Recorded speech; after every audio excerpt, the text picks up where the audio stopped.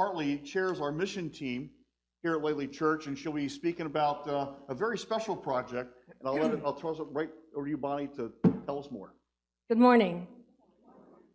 Wonderful to be with you and to share this mission that LCMO, your mission committee, has undertaken. I'm not sure how many of you are familiar or have small children, a couple families do, but who attend school.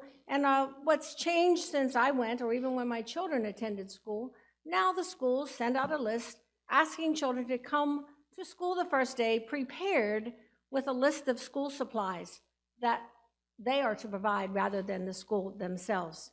I had the opportunity to do this with my granddaughters, and it was a great, fun experience, a little trying, as shopping with two 10 or 12-year-old girls can be. But we had fun, and I always enjoy whatever time I have with them. So we're shopping, and they're throwing things into the cart. And as the list was getting smaller, but the price was getting higher, the cost of the total purchases, I started to think about families who are worrying about how do we put food on the table or pay the rent, and yet addressing this list. That's important to the kids because it levels the playing field. If you go without the supplies, you're behind from the very first day. And so we started to think about it and appreciate what they're going through.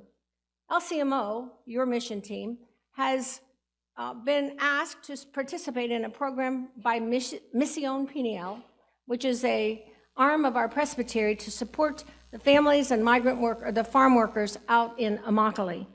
And they are preparing backpacks full of school supplies for 500 children K through 12 and are distributing them on August 2nd. So we have taken it upon ourselves to help them in that plea for supplies.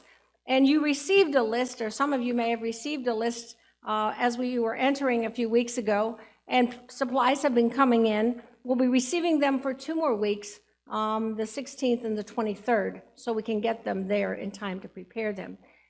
These are the supplies that I'm going to share.